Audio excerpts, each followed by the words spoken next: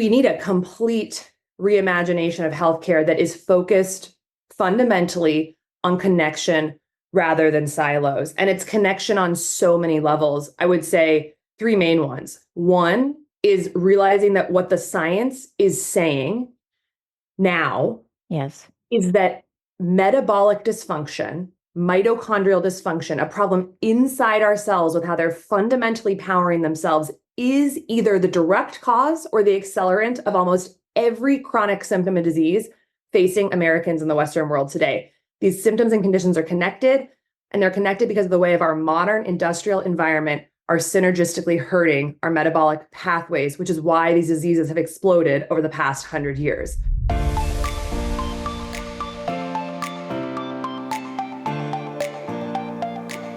Hey friends, welcome to The Good Life with Michele Lamoureux, a show for women in midlife who want to live happier, healthier, and more meaningful lives. I'm your host, Michele Lamoureux, a self-love coach and the author of Design a Life You Love. And together we're going to be doing just that.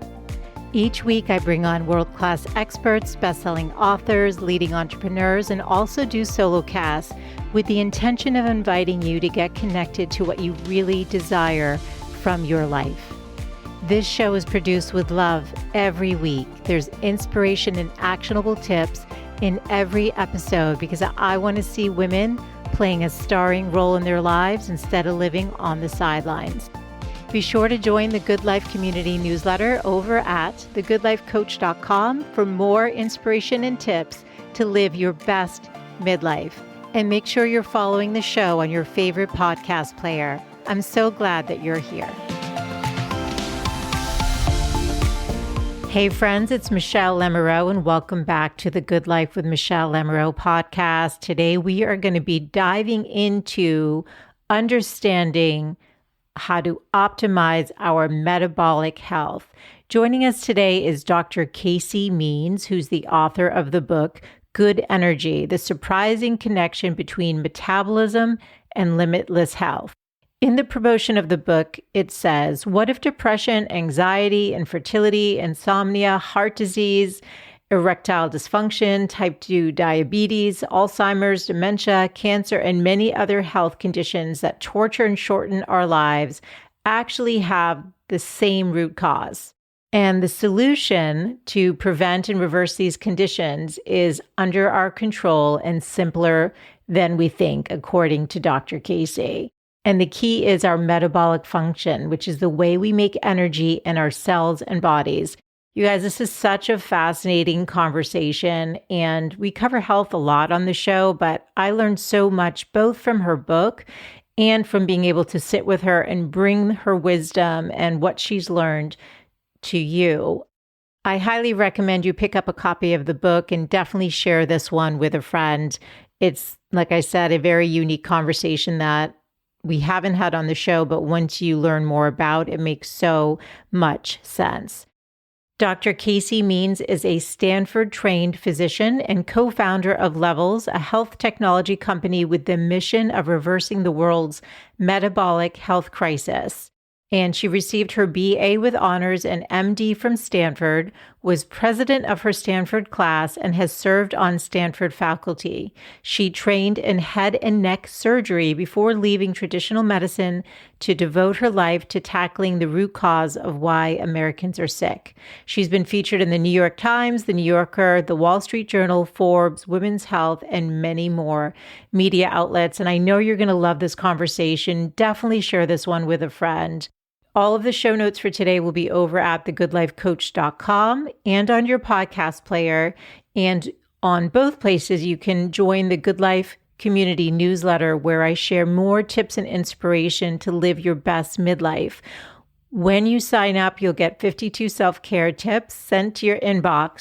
But more importantly, that's how we can stay connected, and you can just simply hit reply to the welcome email that I send and let me know what topics you want covered or if there's any specific questions you want me to answer on a solo cast. I love hearing from you, and it is the best way for us to stay connected. So on that note, let's get into the show. Here we go.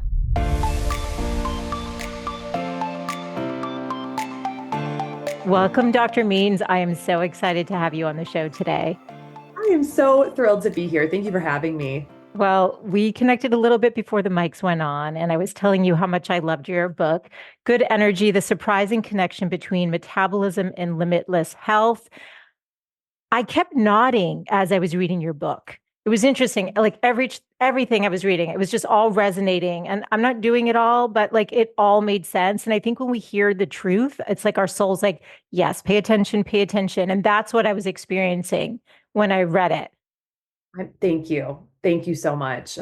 Yeah. So I'm going to read one bit from the sort of the promotional piece because I think this is important. It says, "This is the most important project I've ever worked on because I believe that adopting a metabolic, quote unquote, good energy view of health is foundational to ensure future thriving of humanity and for reversing the decimation of human health and by extension, planetary health taking place before our eyes." And one of the things that I noted from this book is that you really share so much of the science and the research and the facts about what's broken and needs to be fixed. And you also marry it with a beautiful connection to our interconnectedness and staying in a state of awe and appreciating the beauty of life. So, yes. So tell us about this calling you've had. And obviously, it's connected to your mom, who the book is dedicated to, and unfortunately, the path that she had to walk that sparked this. Yeah, yeah. Well, the real inspiration for the book, in many ways, was my mother's story, coupled with my story as training as a surgeon, as a head and neck surgeon, and really like spending over a decade of my life climbing that ladder of conventional healthcare system, Stanford Medical School, surgery residency, and then the really being on the patient side of my mother. And together, they really showed me so clearly that our system is just so broken. It's so broken. And we need a reimagination of what it can be because it's not actually incremental fixes that are going to help us truly heal as a society, as a group of individuals, as a community of, the whole. It's going to have to be a totally different way of looking at things. And so I summarize that in this good energy vision for the world that spans everything from the healthcare system itself to the way we even view our own bodies and what we are in our true nature on a much more, I would say, like philosophical level. And I'll just briefly share the story of my mother because I think so many people can absolutely relate to this. She's kind of like an archetype of what I think so many people and families are going through, which is being dependent on the healthcare system and so faithful to it, but being totally let down by it. Yes. She had me when she was 40. I was a huge baby. I was 12 pounds. She didn't get a gestational diabetes diagnosis, but I can be almost certain that she had it. You don't manufacture a 12-pound baby without some insulin resistance going on, most likely. She was, just like Sarah Gottfried was talking about in your last episode, she had this weight loss resistance after having the baby, which of course is another sign that she might have had insulin resistance. But everyone, her doctors told her, you're getting older, you just had a baby, this is very normal. Then she goes through menopause, very tough menopause. I remember it vividly, hot flashes, couldn't sleep, was sleeping in a different bedroom because she just was like sweating so much. No one said anything. There's nothing really that is offered to really help with menopausal symptoms. I think it's getting better. But then she gets into her 60s. She gets the diagnosis of high cholesterol, like so many Americans. 200 million prescriptions for ACE inhibitors for high blood pressure are prescribed each year. Then a few years later, it's high cholesterol, high blood pressure. She gets the statin. And then it's high blood sugar. So high cholesterol, high blood pressure, high blood sugar. She gets the metformin. And everyone's just saying like, this is very common. You're getting older. And she is religiously seeing the doctors, taking the pill, going to all her specialists. And then she's 72 and she's taken a hike with my dad. And she has this really bad pain in her belly and it lasts for a couple days. And she's like, this is unusual, goes to her PCP. They order a CT scan and it's stage 4 widely metastatic pancreatic cancer. And 13 days later, she was dead. And, what was just shocking was that the doctors, they looked at us, these doctors who are at the quote unquote, best institutions in the world. She was being seen at Stanford. And at that time, she was also getting like executive physicals at Mayo. So getting great, quote unquote, great care, taking all her pills. And they looked at us and they said, "Oh my gosh, we're so sorry. This is so unlucky." And, I knew enough at this point to know, like, wait, is it unlucky? Or was this like actually totally predictable? If we had looked at this through more of a root cause lens, were actually all of her things that she dealt with, from having a big baby to bad menopause to high blood pressure to cancer, really branches of the same tree, which from the metabolic, functional medicine perspective, we know that to be true on the physiologic cellular level. So many of these symptoms and conditions that are plaguing us are connected by physiology, but our system is just practicing such outdated medicine where we see everything in a silo and we play whack-a-mole medicine and there's a pill for every ill and all the specialists aren't talking to each other. And the unfortunate reality, and this is what I really saw in my own training as a surgeon, is that that is so interdependent with the financing of healthcare, the business of medicine. Healthcare right now is the largest and fastest growing industry in the entire country, the biggest GDP in the world, and healthcare is a business that is the biggest and fastest growing. And by keeping all these conditions, the way we view them, separate, it creates just customers for so many different specialists. And so because of that economic invisible hand, it keeps us very stuck in our siloed perspective, yes, rather than having any incentive really to put on those metabolic root cause goggles and actually see the tea leaves of what all these symptoms are saying. So that's really the story that, unfortunately, I think so many Americans are dealing with. And the real message that I have to share is that we need we need a complete reimagination of healthcare that is focused fundamentally on connection rather than silos. And it's connection on so many levels. I would say three main ones. One is realizing that what the science is saying now, yes, is that metabolic dysfunction, mitochondrial dysfunction, a problem inside our cells with how they're fundamentally powering themselves, is either the direct cause or the accelerant of almost every chronic symptom and disease facing Americans in the Western world today. These symptoms and conditions are connected, and they're connected because of the way of our modern industrial environment are synergistically hurting our metabolic pathways, which is why these diseases have exploded over the past 100 years. The second piece of connection we need to realize is that our true nature, we are actually, as bodies, we are fundamentally interconnected with every single thing, every other thing in the world and the universe. Like, we see ourselves as these isolated bodies, but in reality, we're like buzzing hives of material that are constantly giving and exchanging matter with the outside world.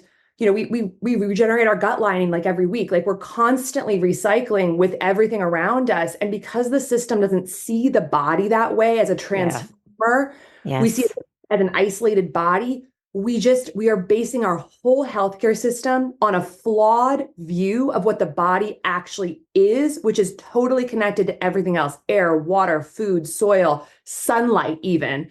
So that's the second piece. And then the third piece is realizing that connection between humans in loving, trusting, interdependent, not codependent, but interdependent relationships is actually foundational for our health. And things like social distancing and isolation are antithetical to biologic thriving. And we have to be moving away from our individualistic, isolated culture towards interdependent community, because it's literally a primitive threat signal to be lonely, and loneliness is an epidemic in our country. So good energy is a reimagination of a world of connection across every level of the healthcare system, our view of our body and society, that I think is really a very necessary and very attainable path forward for human health in the system. Absolutely. And this is the system I want to live in. I want to live in good energy.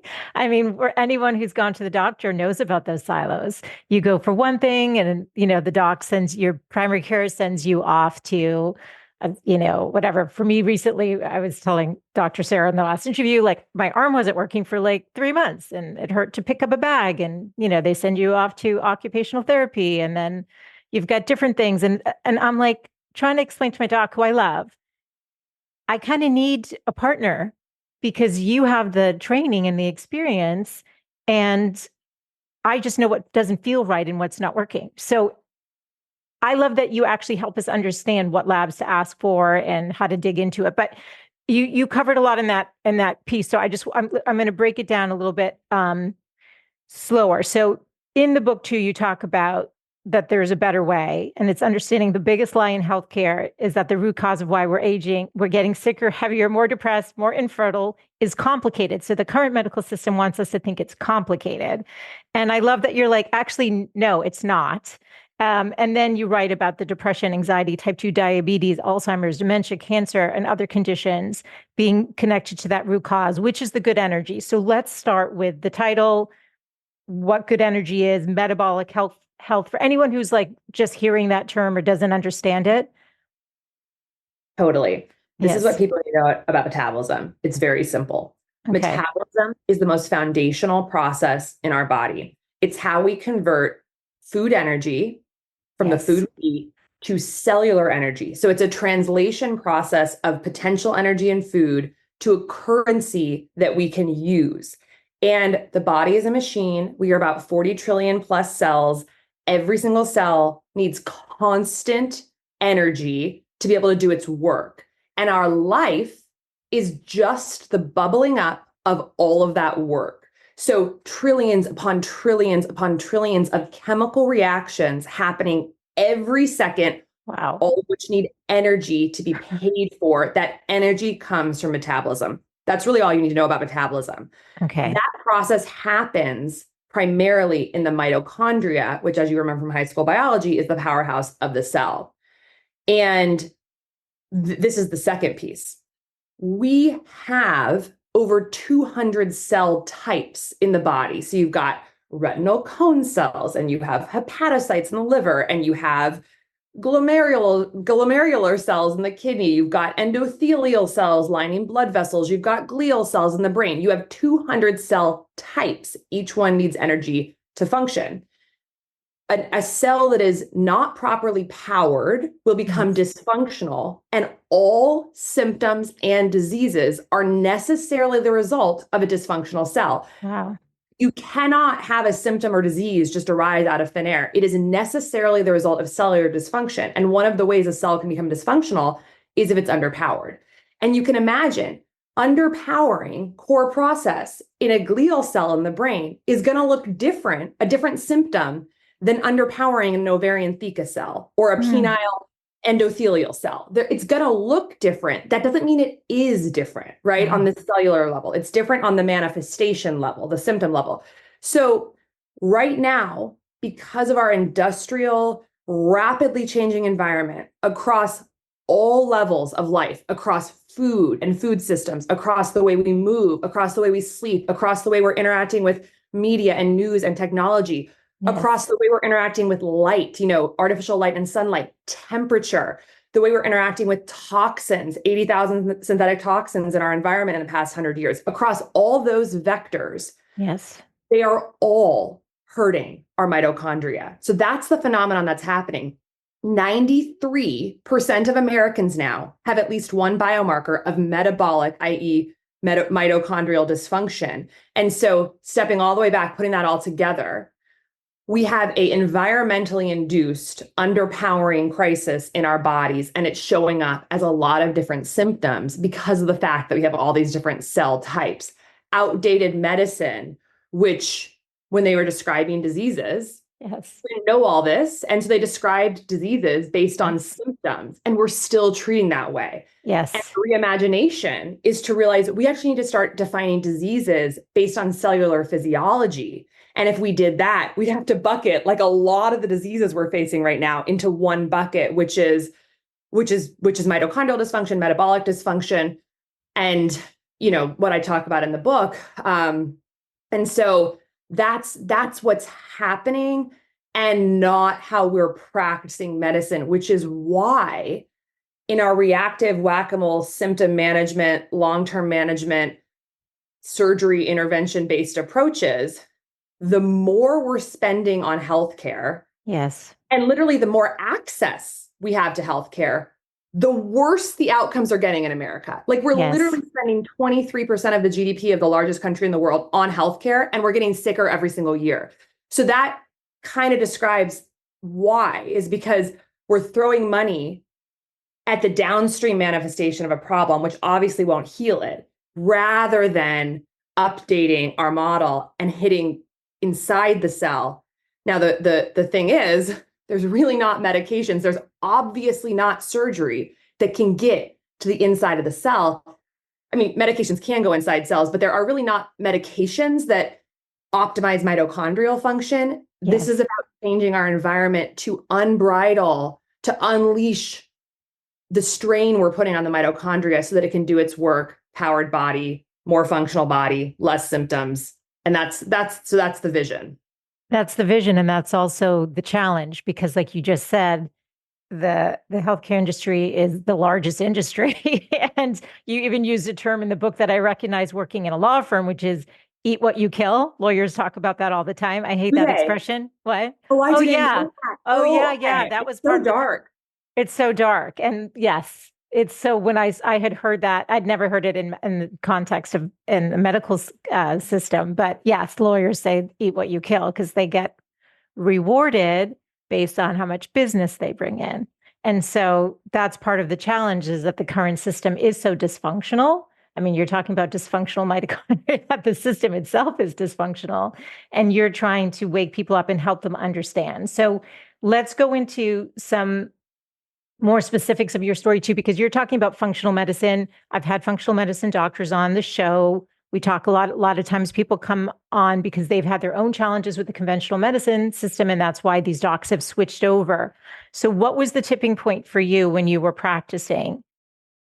My turning point was in my 5th and final year of my surgical residency. So I'd done 4 years of medical school, completed 4 years of surgical residency, and I'm in my last year of surgical residency, accepting like a job offer to essentially launch into the world as someone who, like you said, is going to have to eat what they kill. This is such a dark saying. So And for dark. people who don't really know what that means, it basically just means for like someone who's a fee for service, like person, like a Yes. doctor or a lawyer, you're going to make the money. The more you do, Yes. the more you're going to make. And so, Yes. I would just like to say, I don't think that surgeons are necessarily like pushing surgeries on people who don't need them. But when you have a hammer, like everything looks like a nail. And so it does shape our brain, I think, to see like, oh, you have a problem? Well, I have a surgery, and it's well intentioned, but I mean, economics are an invisible hand. There's no question. So for me, I'm in that 5th year of residency, and I remember there was one patient who I speak about in the book who was a sinusitis patient, and she was older and she was overweight and had prediabetes, and she had some depression and she had arthritis and she had, like a lot of these common American things. And, Yes. looking at someone pre-op, you look at all Totally. health conditions, but Yes. she also had recurrent sinusitis. And we're in there and we did the sinus surgery, which is like, busting open the sinus, drilling holes literally in the skull, sucking out inflammatory pus. We take her to the post-op area and she's like, so looking at me like, thank you, you saved me. Like, I'm so grateful. And I just remember feeling like I did not in any way save this person. Like, she still has all these other conditions that I don't even think about. Like, it's not my job. It's actually, I'm disincentivized to think about her other problems because of liability, right? We're so Of special. course. And I thought, here I am, and she's putting all this faith in me, but like she's still a sick person, and I haven't healed her. I have Hmm. literally done plumbing on her face. And yes, of course, that might relieve some of her sinus pressure and her symptoms, but she is not a healthy person now. And it kind of struck me like I went into medicine to create health, to really help people reach their highest purpose through vibrant health. And that was not what I was doing. And what's more, like, I kind of had a wake up call as well that was like, I didn't really understand why she was sick. I would say that I felt super confident in the surgery. I felt super confident in the treatment plan and my documentation and understanding the interventions we were doing. But there was like this big missing piece that I'd never really realized, which was like, she has an inflammatory nasal condition, sinusitis, inflammation of the sinuses. Inflammation is fundamentally the immune system responding to a threat. That's what inflammation is. It's the immune system thinking there's something wrong and getting activated. Yes. But I had never once thought about, well, what is the immune system responding to? Like, why does she have inflammation? What is the problem here? So when I realized, like, one, I wasn't really creating true health and thriving. And two, while I knew a lot, I didn't really know what was causing the diseases. Yes. I think in the system, you really get very, I don't want to use the word brainwash, but like you start at the place of, oh, the disease is there. So now we start to do stuff. You don't step back and say, well, why is the disease there? And so that's the part that I was like, I need to go there. I have to go towards that. And I don't think I can do that inside the system. So I left and I literally quit my residency, which was dramatic. But I started actually feeling like sick in the operating room. Like, I just was like, I feel like there's something else we could be doing here to keep him off the operating room table. And I have to go explore that. So I left, and that led me down such a beautiful journey of my purpose, which is to really think more about the inside of the cell, which led me straight to metabolic dysfunction. Because when we go back to that question of threat, like, what is the body afraid of by mounting an inflammatory response? In our modern world, what could be more scary to a cell than not having enough power to do its own work? Wow. And so the way that metabolic dysfunction is tied to this chronic inflammation sort of epidemic, a lot of people kind of, I think, know now that so many of our chronic illnesses are based in chronic inflammation. But the layer deeper to that is what's causing that inflammation. And then I think a lot of us who are aware of functional medicine think, okay, well, it's diet and lifestyle. Yeah, but why? And the reason for the why, which is really what this book is about, is because the diet and lifestyle are hurting the cell's ability to make energy, the cells becoming underpowered. And that is a profound trigger of fear in the body that recruits chronic inflammation and creates this vicious cycle. So there's such an interdependent link between mitochondrial dysfunction, metabolic dysfunction, and chronic inflammation that is just this revolving door that's a vicious cycle that's underlying so much of the disease we're seeing today. And you said 93% of people have at least one biomarker of metabolic dysfunction. Of metabolic. But this is going to be hopeful because your book is hopeful and you give us a plan. But let's go more into yes. Feel free to say more on that. No, it's actually very optimistic. The beauty of all of this is that you can impact mitochondrial function and metabolic health, and it's quite simple. So that's really the message. But we can get there, at some point in the episode. But yeah, no, it is a story of optimism for sure. You're like, it's not normal for 74% of the country to be overweight or obese, for 50 million people to have autoimmune disease, or for 25% of children to have non-alcoholic fatty liver disease. It's not normal for the leading cause of visits to the doctor to be vague feelings of being tired. So take us more into all the brokenness in terms of the stats that we do know and the pharmaceutical sort of incentives that some of the doctors have to prescribing that with, some of the history, just so we have an understanding of what's some of the dysfunction that's happening within the actual system, what's broken. Yeah. So a lot of writing this book was really going to the research and looking at, for so many of these conditions that are plaguing us today across a wide spectrum, where is the data of the physiology? What is really, really happening that's causing these diseases? And what you find is that the data is really clear that this mitochondrial dysfunction, this chronic inflammation, these core processes are actually super related to these downstream manifestations. So in terms of the spectrum of disease and the burden and what people might be experiencing, it's important to realize that it can be things that are kind of these like earlier in life annoyances that we have up to like the later stage in life, like really lethal things. But we really need to start understanding that some of these early warning signs, which many of which are chalked up to normal in American culture, like, oh, of course I have migraines every once in a while, or, they actually could really be warning signs of these processes in the cell that could lead to a bigger problem or develop into a bigger problem in different cell types later in life. So we want to make sure we understand those early spectrum things so we can Yes. really clue in. And so to just, one thing a caveat I'll say is that my thesis here is not that this is the only cause of these symptoms, because there's a lot of things that can create cellular dysfunction. But I believe that this metabolic dysfunction is such a contributor. So if you have the conditions I will mention, it's worth barking up that tree to see if that's part of it. Because if it is something that you can affect, which is great. So from those sort of like earlier stage things, maybe younger in life, we're talking about, infertility. The leading cause of infertility in the US is polycystic ovarian syndrome, which is fundamentally a metabolic issue. Erectile dysfunction. Sarah Gottfried says erectile dysfunction is atherosclerosis of the penile artery until proven otherwise. So it's essentially just like a blockage, which is a metabolic issue. It's basically heart disease of the penis.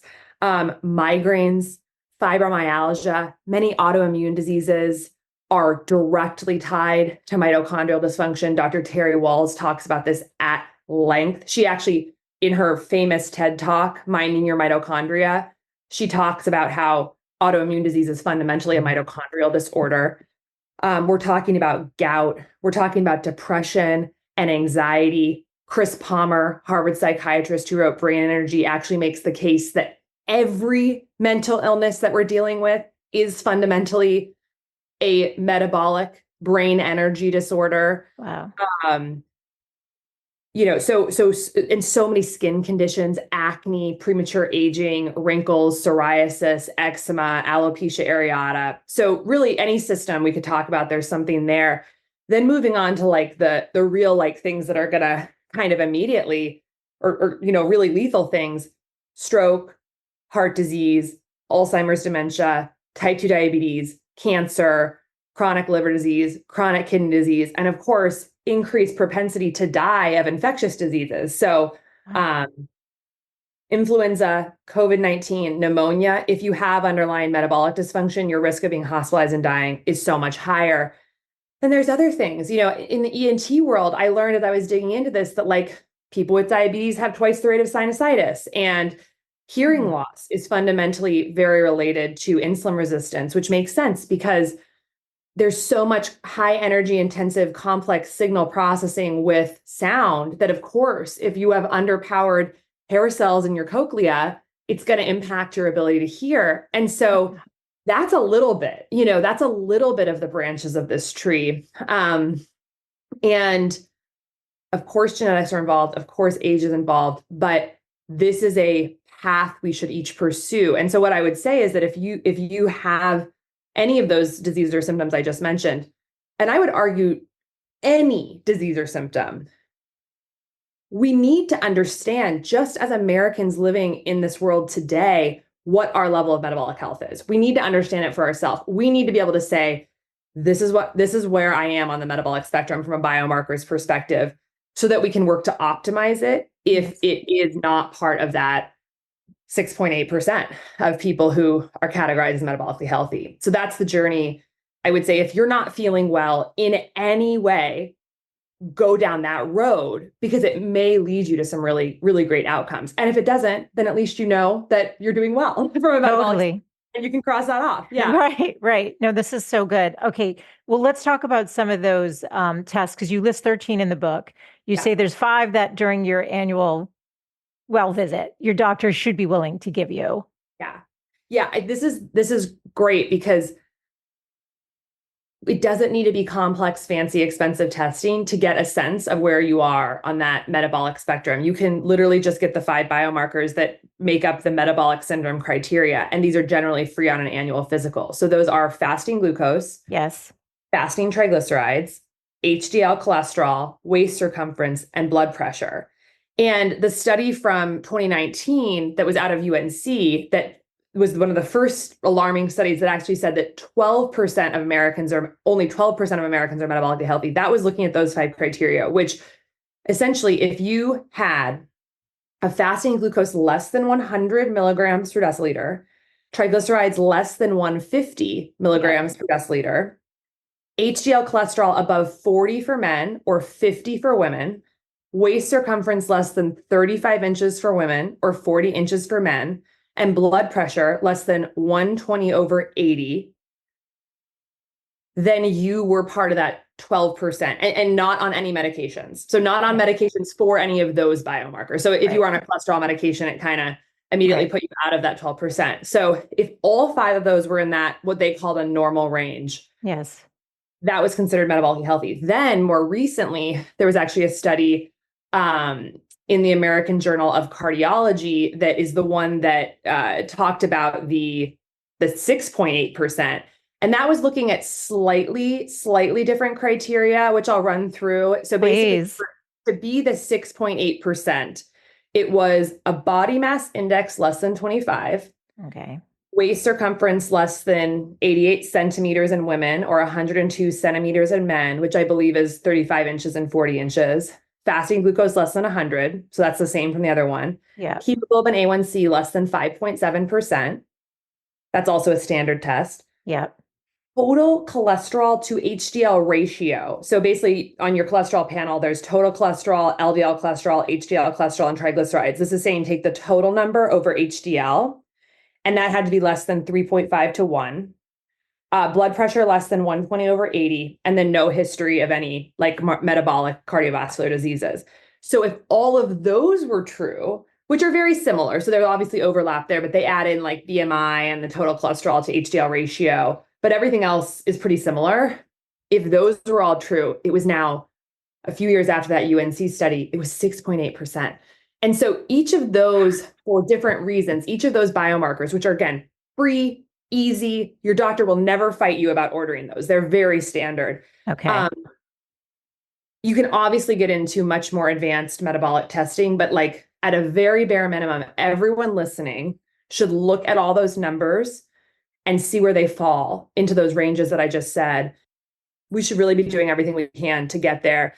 Each one for a different reason gives you a clue about what's happening on those metabolic pathways. And it gets a little technical to get into why each one, like glucose and triglycerides, each represent a manifestation of mitochondrial dysfunction, but together as tea leaves, they can tell you a lot. And there's a lot of information we can link for people to kind of dig into like, okay, well, why does triglycerides tell me about mitochondrial dysfunction? But it's actually, it's quite simple, and it's something that everyone can understand. And I just to quickly just speak to that one, it's like if the mitochondria is not converting food energy in the form of glucose to ATP effectively to energy, if that process is broken, it's going to build up glucose, and that glucose is going to turn to triglycerides. So that's what's going to happen. So just 2 of the biomarkers there, it makes sense. Okay, if there's a block in that flow, you'll get rising levels and they'll convert to a fat. And so there's a reason why each one tells you about mitochondrial dysfunction. But the key point is to really understand that it's your responsibility to understand these markers and to know exactly where you fall, because the healthcare system isn't prioritizing metabolic health. So we each have to, and we can. It's not that complicated, I promise you. So yeah. Thank you. What you just shared, honestly, is life-changing, because that's accessible. Like you said, your doc isn't going to give you pushback on these. Yeah. And you know, what's funny is as I was reading your book, I was like going into my health records to like, I was doing the triglycerides over the HDL, and I was like, okay, am I good? I was surprised. I do my blood work every year, and I missed last year. I've never missed a year. So I'm due. And in a way, I'm glad, because the orders are in, and now I know there's a couple more I need to ask for. So this is why you're here. We want to empower the women listening to take ownership of their lives and to do this. I was curious about the HDL over the LDL. So I think LDL is the one everyone says, oh no, you don't want that to be high, but you focus on HDL. Can you just explain why? You talk about it in the book, but I love to hear it from you directly. Yeah, I mean, part of it, it's so interesting because we talk so much about LDL in our culture as the bad cholesterol. But what's really interesting is that even the powers that be who make up the metabolic syndrome guideline, like the criteria that I just mentioned, LDL is not in the metabolic syndrome criteria. It's triglycerides and HDL. HDL is very important because it actually takes cholesterol from the bloodstream back to the liver for processing and excretion. So that's one of the ones that we want to be really high because it's actually a marker of more capacity to take the cholesterol out of the bloodstream and process it. And it's not, cholesterol in and of its own right is not really a problematic molecule. It's a totally biologically necessary molecule. But if we have a body that's metabolically dysfunctional, which is of course going to then have inflammation and high blood sugar, which is going to stick to the blood vessel lining, you end up getting gunk, building up on the blood vessel lining. And that's when cholesterol can become such a bad problem because it's going to stick to that. And so it's that mix of high cholesterol plus inflammation plus vascular wall dysfunction that creates these plaques that of course cause heart disease. But HDL is great because it's going to take some of, it's going to help clean up that process. And LDL is in many ways not the best marker in and of itself because the LDL class of particles, cholesterol particles, actually has subtypes within it, some of which are associated with heart disease and some aren't. So there's two types, small density LDL and large density LDL, both of which are in the one LDL number you get, they're both in there, but it's actually the small density LDLs that are the ones that are most causative of heart disease. And so because of that, and what's so interesting is that what promotes a shift towards more small density LDL is sugar. It's not fat. It's actually insulin resistance and blood sugar and having the metabolic dysfunction. So LDL doesn't give you a complete picture of your risk in a way. Yeah. And in studies, people with very, very high LDL certainly have higher risk of heart disease because, of course, if you have very high LDL, your small dense fraction is going to be big no matter what. But for people in that sort of lower, normal, slightly high range, it's a bit more complicated because if they have a really high concentration of the pattern of LDL that's less atherogenic, causing heart disease, then it might not be as much of a risk. And something that you can do is then understand more about your insulin sensitivity through testing a fasting insulin. The thing that you can do to really clarify this for yourself is to ask your doctor to order you what's called advanced lipid testing, which is essentially like an expanded fancy cholesterol panel. It's sometimes called NMR spectroscopy cholesterol testing, which will tell you your exact numbers of the small density or high density LDL particles. And so you can really understand more what that cardiac risk is. And then triglycerides are, interestingly, triglycerides have been talked about much less than LDL, but they actually have a higher association with heart disease than LDL. And I think, I'll speak to what Robert Lustig, who wrote the book Metabolical, talks about, which is that the reason we talk more about LDL than triglycerides is because we have a drug for LDL and we don't have a good drug for triglycerides. So it kind of gets ignored. But triglycerides actually have a very high association with heart disease, and we want to get that number down. Triglycerides, the way I think about it really is they are a repackaging of excess glucose in the bloodstream into fat for storage form. And so the best way to get triglycerides down is to just cutting all the liquid sugar, all the refined added sugar, and all the refined ultra-processed carbohydrates. I've seen triglyceride levels drop 150 points in 3 months just by cutting refined grains and refined sugar, juices, sodas, frappuccinos. It's incredible what happens when you drop your refined carbohydrate consumption on triglycerides. It's one of the most empowering and actionable biomarkers. What I said earlier was that the metabolic syndrome criteria says to be less than 150 milligrams per deciliter. In my patients, I wanted to see a triglyceride less than 100 or even less than 70, because that's actually where the lowest risk is. And it's incredible how easily you can get there if you cut the refined sugars and refined carbs. They just drop like a rock. So that's a little bit about triglycerides, HDL, and LDL. Thank you. I appreciate that because we always hear about the LDL piece and not so much about the good Yeah. cholesterol. I know for my family, my dad said our HDL is genetically like it's higher, so that's good. It's just part of the Mhm. genetics. He said that's so. It's nice to also know family history sometimes too, isn't it?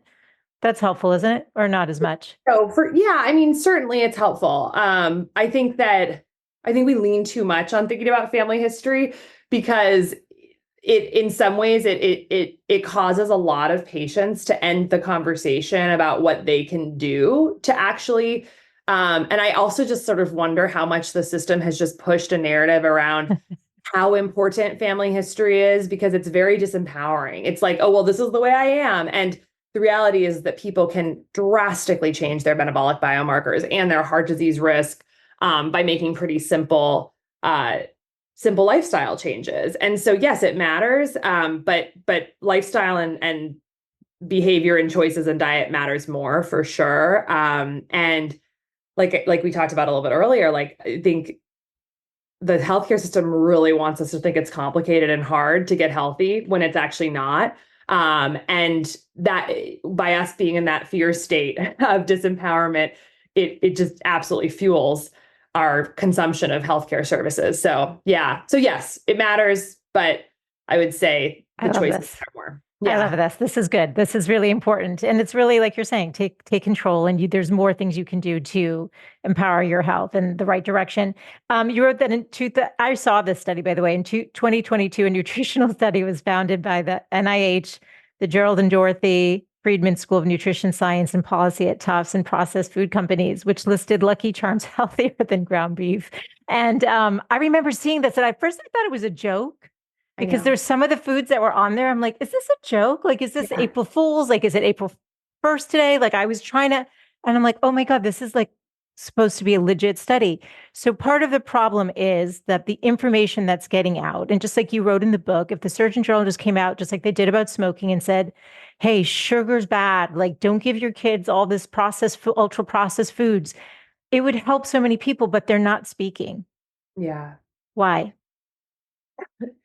Yeah, I mean the why is so complicated. I mean, I think the simple is money, but not in the direct nefarious way that someone Yes. might think. I think it's that you have the way the healthcare system is set up from the beginning, from the financing, bleeds into shaping the way we look at everything, the way we look at fragmenting the body into all these separate parts, 42 plus medical specialties at this point who don't really talk to each other. And then you start to really seed this idea of fragmentation and symptom-based approaches to healthcare into people's minds from the earliest biology class they're taking. So you get these great minds, these eager minds who have lenses on to only see the body one way. So it's like money leads to a framework. The framework then becomes how we pursue research and how we pursue guidelines and the way even research is done, and then because drugs in large part are focused on these organ specific, disease specific biomarkers, you end up doing all this research on you know, basically like how a particular drug is against a placebo. So you think about how what is the pinnacle of research in the American system? It's the randomized double-blind placebo-controlled study. But think about that for just 1 second. The only way you can have a placebo-controlled study is if you're testing a pill. Because if you think about it, if you're doing an exercise intervention, the placebo, you can't really do it because the person knows they're not exercising. So everything baked into every level of the way we do research, publish research, are educated, it's based on a premise that is corrupted by the financing system of healthcare. And just think about this, if all of a sudden the financial model were different, where instead of paying for doing things to people, we paid for health outcomes. So basically, let's say a doctor would just get $100,000 check if they cured a patient. And by cure, I mean their cellular physiology was totally restored and they have zero symptoms, zero medications, and feel incredible, limitless, happy, joyful. Like that patient is spit out of their office, truly healthy, and the doctor got $200,000. Like everything would change. Everything would change. We would start to actually try to figure out how to actually restore the health of that patient. So now, in terms of the why of why doctors aren't speaking out, I think when you have been through a system and doctors work so hard and nurses work so, everyone's working so hard, they're in so much debt, they have sacrificed everything. I've seen so many broken families in healthcare, people spending 80, 100-hour weeks in the hospital. You give everything. So then where is the incentive to step back and actually question whether the system is doing it wrong? There's really not. Not only is your paycheck dependent on believing that the system you're working in is right and kind of demonizing other approaches, but you also, on an identity, I think in spiritual level, it's just such a hard thing to step back from this washing machine you're in, especially when your office is full. There's 40 patients a day coming through your office and they all feel like they need you and want you. So you do really, you are doing something for them. And I respect doctors so much, but I think the whole system has created it's such a trap. And, burnout and suicide rates are highest for doctors. And I'm not surprised by that because I think not only is the work so hard, but there's a lot of fields that have hard work. I think there is on some level a spiritual, just total hollowness, knowing that you're in a system that is so big, it feels really hard to change. And that so many of your patients just are not actually truly getting better. And how devastating is that? It was devastating for me. And so that's a little bit of an answer to a why. And I think what I'm hoping with this book is that in a sense, it's like taking someone and just trying to rip them out of that washing machine or slumber and be like, it actually is possible for us to create a different system. And it's not that complicated. And everyone could win, I actually think in many ways, huge industries, like it could still be a very profitable industry. But what if all that profit was going towards the incentive of making people super healthy, So anyways, that's a little bit of the why, but no, I love it. Dimensional, and it's a lot of it's rooted in money. Absolutely. And I have friends who are doctors and surgeons, and I have so much respect and appreciation for everything that they do every day. And I think, like you said, they care deeply about helping the patients, and they're just within the system, and it's structured the way that it is. And right before I interviewed you, I had on Dr. Gladys McGarry, who's a 103-year-old mother of holistic medicine. Second time she's been on, and I love her so much. And she said, we have a physician within, which is really what you're speaking to. It's like, take the information and then get connected to the part of you that that is empowered to take, that has the information and can do what it needs to do to heal. We can't, that the medical model thinks that they're the ones that are going to heal the patient. And it's really up to, our bodies have the wisdom if we fuel them right. They do. And I joke in the book, we're the only species on planet Earth with experts and PubMed and the NIH, and we're the only species on planet Earth with a chronic disease and obesity epidemic. There is something about the problem that is putting all the agency outside of us, that is being asked to literally divorce ourselves from our common sense and our internal deep intuition and knowing. And it's very bad, because the body is constantly talking to us. It's talking to us through symptoms, through intuition. And we've basically been told to ignore that. Think about two realities here. Last 5 years, plastered practically on billboards, trust the science. What is the subtext of that? The subtext of trust the science is don't trust yourself. And where did that get us? We're getting sicker every year. And then look at a different trend, which is okay, you have a symptom. What is the purpose of CVS? It's literally to go there if you have any symptom and pull a box and crush that symptom, because symptoms are intolerable to us. So we have been basically on so many levels told what your body's telling you is wrong. It's not, it's a problem, as opposed to this is information, this is communication between your higher self and your biology that you should listen to and then tune in to what feels like a good direction to go in. And now that's literally called pseudoscience. Like that can get you blocked on Instagram for literally saying something like to be like to trust your body and your body's signals. Um, so there's something definitely about the way we're being told to relinquish all common sense and internal deep knowing, and then couple that with our technological world where we're constantly on our phones, we're constantly indoors. We spend 93% of our time indoors and 80% of our time sitting. So we're basically choosing, despite being miraculous, the only bipedal primate on planet Earth who can walk and walk on 2 feet. We choose to lock ourselves in a box, sit in a chair, and stare at a True. screen. And we can't hear our bodies. And then when our bodies does say something, we're told to squash it immediately. Heartburn, take the Nexium. Arthritis, take an Advil. Headache, take the NSAID. It's like, you've got a little bit of redness on your hand, put some hydrocortisone on it. You've got a zit, put some salicylic acid on it. It's like, what are these things telling us? They're telling us that there's dysfunction. And the way that we can heal that dysfunction is through our choices. And so it's every level. It's every level. But the message that I want to share with people is that, we need to recognize that symptoms are a gift. We need to recognize that we are miraculous once in eternity, literally once in eternity. We will never exist. We are the Big Bang happened and matter spewed out throughout the universe. And somehow it's formed into us for a short period of time.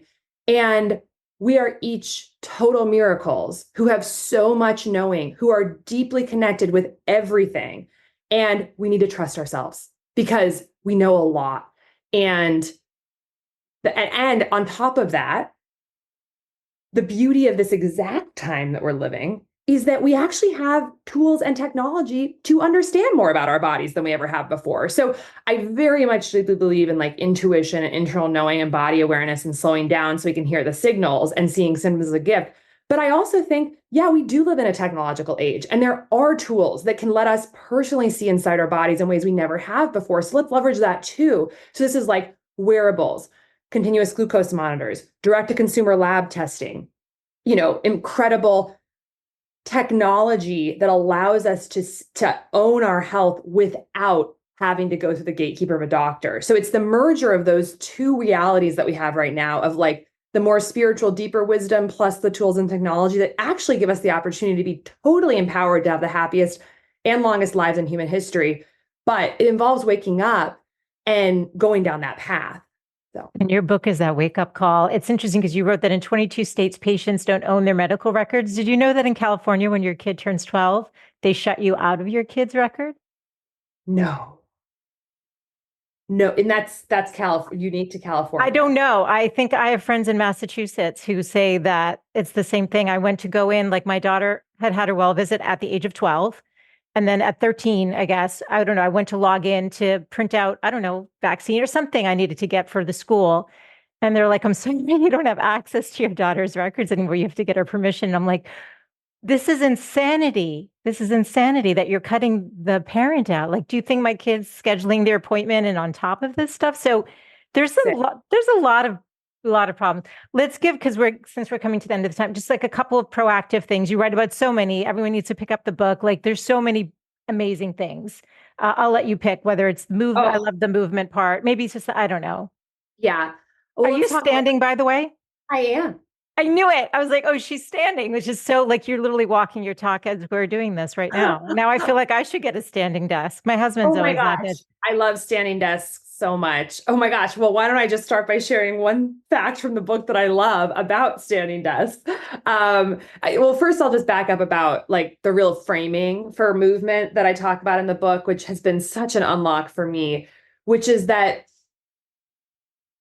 the concept of exercise in some ways, I think actually is the problem with why we're getting actually sicker, because what we've done is we have created a built environment and a culture where we spend the 80% of our time sitting.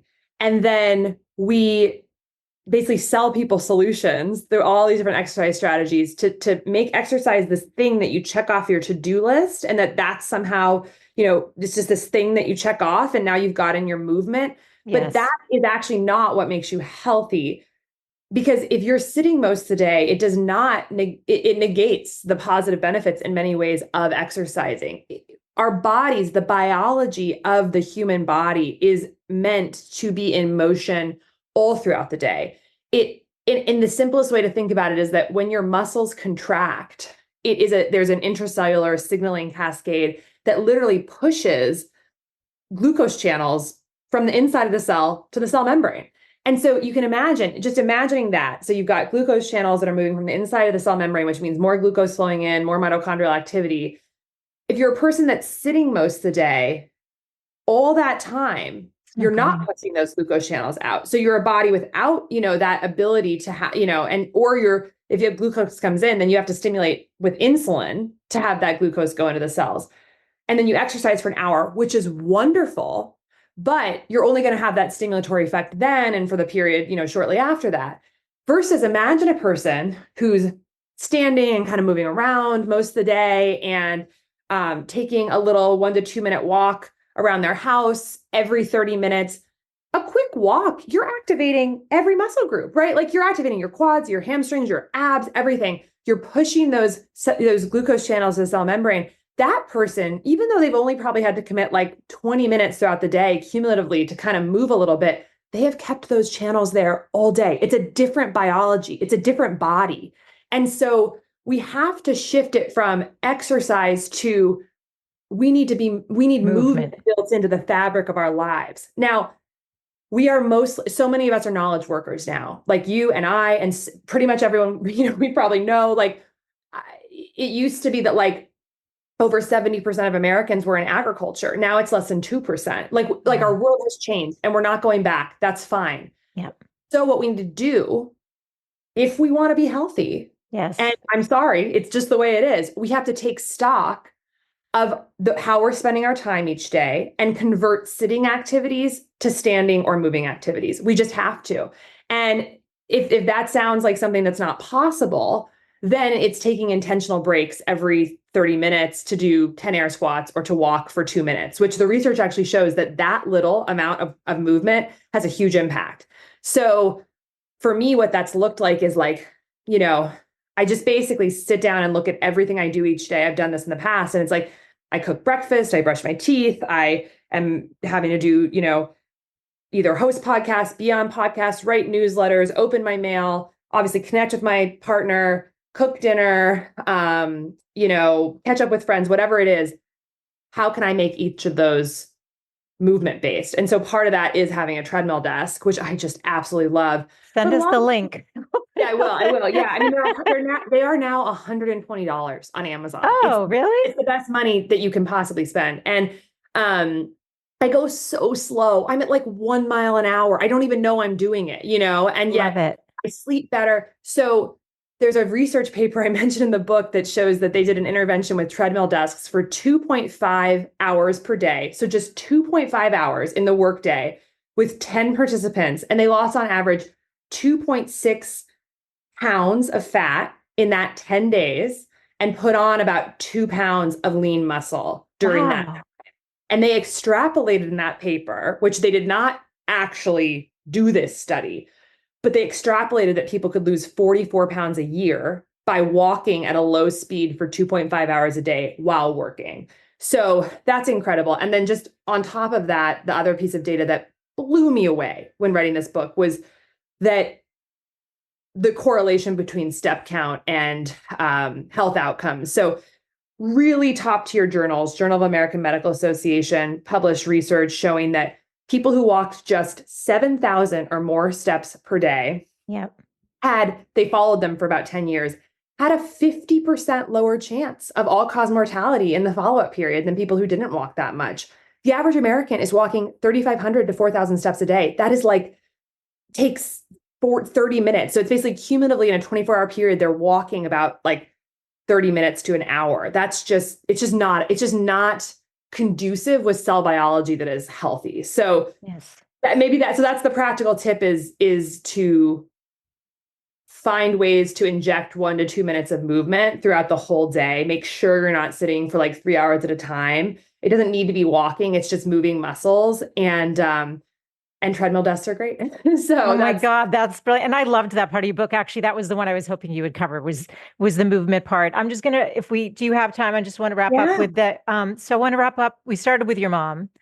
And I want to read from your chapter on fearlessness because I thought everyone's going to go read the book. They're going to get all the different things on how to optimize sleep and nutrition and what not to eat. Just by the way, oat milk's on the no list, people. I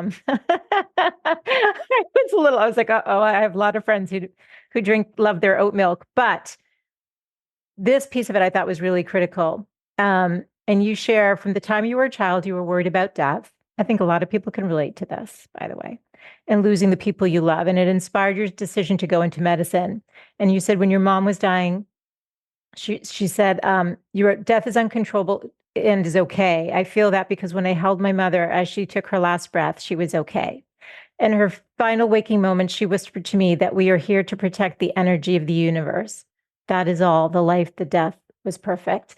I was so moved by that piece of it. This connects again to your mission is so much bigger. I mean, yes, we're going to learn how to optimize our health and move our bodies and love ourselves, and but we're going to understand how we're connected to the divine, to the universe, to the stardust, to the sun, to the like. It's so profound what you've written, and I'm so I got a little teared up there. I'm sorry when I did that for you, Yeah. but it's so beautiful, and the peacefulness around your mom's death. I just talk to us about fearlessness because stress and all of this thing, just as a way to close, and also just to honor your mom, Gail, because it was such a beautiful way to end your book. Thank you. Thank you. Thank In an you. important way, an important.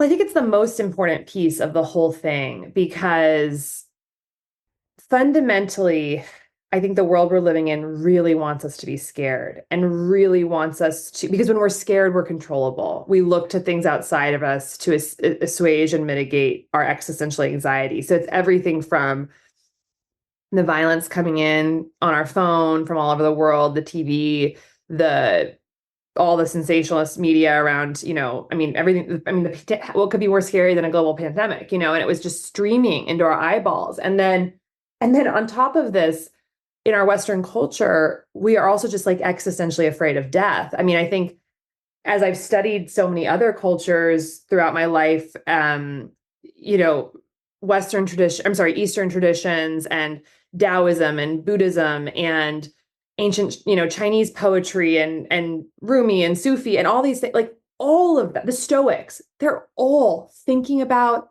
talking about, meditating on death in a very fearless way. And that is not what we do here in the West. We actually don't talk about it. We're really scared of it. We're very despiritualized here.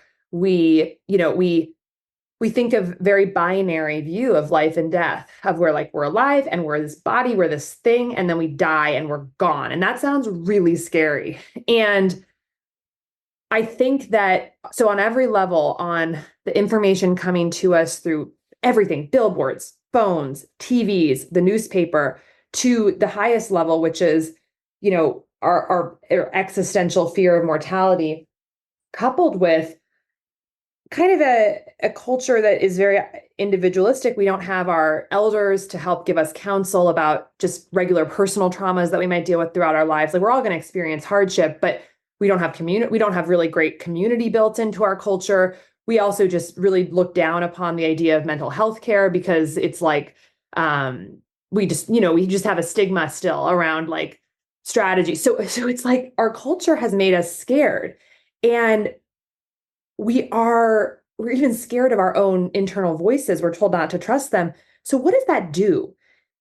We have a body that is constantly living bathed in stress hormones and an energetic neurologic grip of fear. And anything that is causing our bodies and cells to put energy towards fear response, defense, alarm is going to take away from the energy we can put towards thriving, repair, and reaching really that highest level of health. And that's on the biologic level. Like stress and fear hurts our mitochondrial function. You have a section of the book called Fear Crushes Good Energy.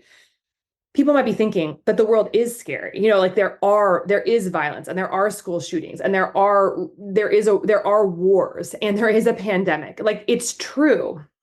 But I think the irony is that when we just accept the reality and are curious, engage with the fact that we all are going to die, like in the next few decades, I mean, at most, someone listening, we've got 60, 70 years, it's like, it's going to happen. So we have to accept it. Like it's the world is scary. So our most fundamental job is to create a sense of safety in our bodies so that while we're here, our bodies can do their best work.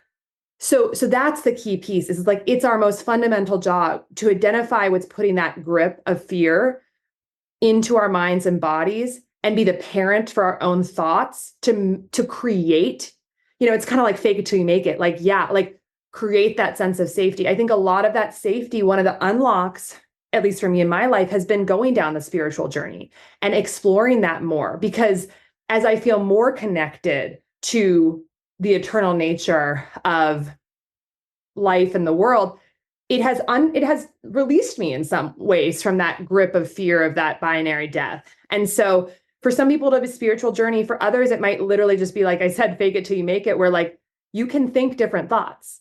You can think like, I am safe. Right now, I am safe. And 5 minutes from now, I'm still safe. And I'm comfortable. And I'm okay. I'm having this wonderful conversation with Michele. Like, I'm actually okay. That's your choice. So use your thoughts to create a sense of safety in your body, no matter what, because you cannot change the reality of the world around you by thinking fearful thoughts. What you can change is the reality inside your body by thinking safe thoughts. And that will help you then build cellular health that lets you shine your brightest light and lets you show up in the world in a way where you can make the most difference, And so that's really the last chapter of the book, is that fearlessness is the highest level of good energy. And it's probably the hardest work we have to do. But I'm not a religious person. I'm very spiritual, but I think giving a lot of that work over to the spirit realm, to my ancestors, to God, to source, like truly handing it over and saying, like, this is a lot. Like, can you help me feel that sense of fearlessness? It's really helpful. So that's just one thing I would share. It's so beautiful. And it's interesting because Dr. Gladys, in different words, said the same thing. 103-year-old Dr. Gladys, yes. She literally said the same thing, and we were talking about fear. So it's sort of interesting because it just happened to be interviewing you both on the same day. And yeah, just the story you told. Oh, yeah, she's so lovely. She's closer. I mean, well, we all never know, but like, and the fact that people like that, her or my mother, my mom when she was dying, and Gladys at 103, are saying that, it's like, don't take it from me, take it from these people who have lived. And so it's beautiful. Wow. It is beautiful. And it's healing to hear. And it's also, yes. And just the story you told, going back to see where your mom, when she was pregnant with you, and coming upon that book written by a woman with the same name. I think that the world is, that there are angels around us, or whatever your belief system, spirit guiding you to remember. There's no coincidence here in my mind that the messaging is the same. We're coming home to ourselves. We're coming home remembering that I think we're souls having a human experience, and we have to get reconnected to the truth of why we're here, to love our bodies, do what we can to empower ourselves, remember the connectedness to something bigger than us. We know it. We feel it. Like I said, I read your book. I nodded.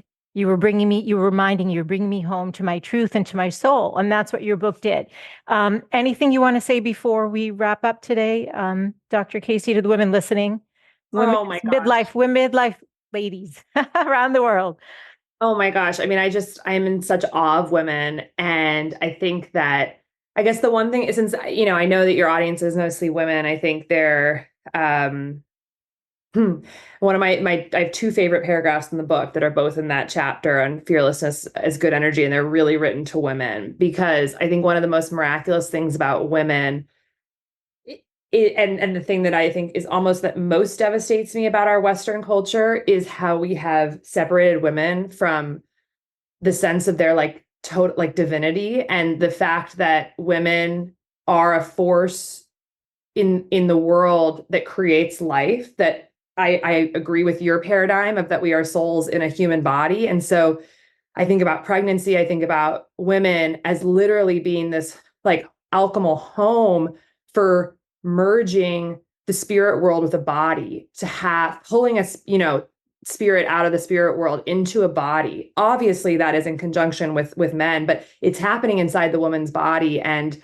that is just, I mean, it almost brings me to tears thinking about, and just growing up in this sort of like post-feminist, like climb the corporate ladder, and how dissociated became from my femininity. And it's just that it's our job. It's no one else's job. It's our job as women to rediscover, to not to rediscover, it's all within us. So to unpeel the layers of what culture has done to help separate us from that nature. No one's going to do it for us. And it's actually just not smart to be blaming the patriarchy, or it's like, we have to believe in our divine nature to bring that to the world. So don't wait for someone else to give it to you. It's like, we have to really get in touch with that. And and I think that when we can really embody that goddess energy, like you talked to Sarah, like she brings that goddess energy, She does. what that power is, and really realize that like that light is so special and worth protecting. It makes it so much easier, I think, to like, quote unquote, set boundaries, and say no. These things that every woman's having a problem with. Everyone's overwhelmed. Everyone's doing too much. Everyone's overgiving. I don't want to say everyone, but I hear this so much. And it's like, step one is remembering, I think, the divine power that we have as women, as portals, and then not letting any, and then the second piece is recognizing that all life-giving forces in our world are cyclical. You look at the soil, it's summer, fall, winter, spring. Women, menstruation, follicular, ovulation, luteal. Cycles are required for life. And our modern world has basically said, oh, no. Cycles are not okay because you're not productive during the yin period of the cycles, winter, menstruation. You just got to keep working. When you try to outsmart cycles, life stops being able to be made. That's what we're seeing with industrial agriculture. We are basically saying like, oh, no, winter, we don't need winter. We're going to have endless summer by pushing the fields to be productive all the time. No cover crops. No, we're just going to push. And for women, push. You need to work all the time, all 30 days. You got to be on, you got to be doing everything for your kids, everything. So we have basically, with our monumental hubris, thought that, oh my God, well, there's these down phases of the cycle. So we're just going to squeeze more out of it. You don't get more productivity from squeezing. You get productivity from honoring cycles. And again, it's women's job to internalize that, believe it, and feel the confidence to protect that power and light. Because when you internalize it, I do believe that others around you will respect it. But we're not even respecting it for ourselves. And we expect other people to respect it for us. We have to do that work. So that's the message I want to leave people with, is like, I do think, and this is just my own personal experience, when I have become more in touch with that sort of spirituality within, especially as a woman, it's become a lot easier to set really rigid boundaries in my life, because I know how important it is to protect my life, not only for me, but for the fundamental life-giving force on planet Earth, which is, women and soil and other things that can create that alchemy. So, yeah. You are such a force. That just made me really emotional. I could just feel it. Like I could feel, again, the truth, just like I did in your book. I'm so grateful and honored you are here today to talk about good energy, the surprising connection between metabolism and limitless health. When this interview airs, this will be out in the world. So pick up a copy, and you will thank me for picking up a copy. There's so much goodness in it. And Dr. Casey, I'm so grateful to you. Thank you for everything you shared today and for putting this book out. I think it took a lot of courage to put this book out because you go against a lot of the paradigms. Oh, that's weird. There's fireworks. Did you see that? It's a Zoom hand gesture, but it was perfect because it was like a fireworks effect. I don't know what that was. It's like my Aura ring. That's like For people listening. We just did like a fist pump type of thing, and then Zoom did fireworks. A firework display. It was it's feeling the energy, feeling the good energy. And it's so funny. I came off with Dr. Gladys feeling good energy. So this stays about. It's like it's all aligned. I'm telling you. Oh, you are good at it. So this is beautiful. You're sweet. Thank you so much. I don't know what that was. I'm like, what's not doing it now? That's so weird. I swear to God, that was something spiritual. I don't know. Gladys, thank you. Yeah, I don't know what that was. People will have to watch this on YouTube now. Yeah, on YouTube. Yeah. Where do you want me to direct people to find you? Well, pretty much everything I do is funnels into CaseyMeans.com. CASEYMEANS.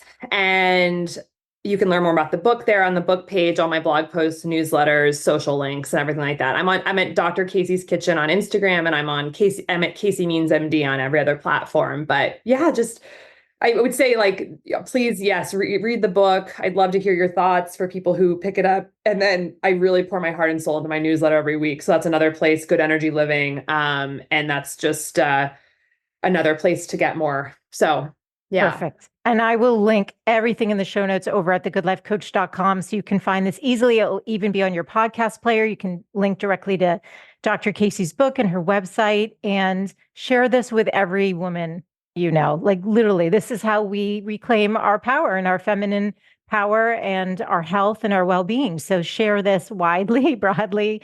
And Dr. Casey, I look forward to continuing to see your beautiful work in the world. This has been truly such an honor to be sitting with you, to learn from you. And again, I can't thank you enough for your book, Good Energy. Thank you so much, Michelle. Thank you. Hey friend, I have one request before we sign off today. If you've gained any value from any of the interviews that you've tuned into, would you take just 1 minute and leave a 5-star rating and review over on Apple Podcasts? It's actually how more women can find the show, and I want to continue growing a community of women who are loving themselves and living full on. So thank you for all of your support, and I look forward to being back with you next week. Bye for now. This podcast is presented for entertainment and educational purposes only. Any information provided is not intended to be a substitute for medical, mental health, or other professional advice. Seek out your trusted healthcare provider or other qualified professional for all matters dealing with your health and well-being. Any opinions or information provided by a guest are their own and not those of Michele Lamoureux or the company.